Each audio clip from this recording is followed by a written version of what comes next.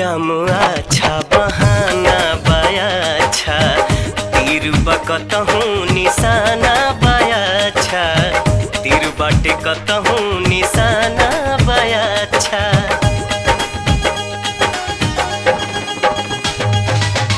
इल्जाम अच्छा बहाना बाया अच्छा, तीर बाटे कतहूँ निशाना बाया अच्छा, हो तीर बाटे कतहूँ निशाना बाया अच्छा।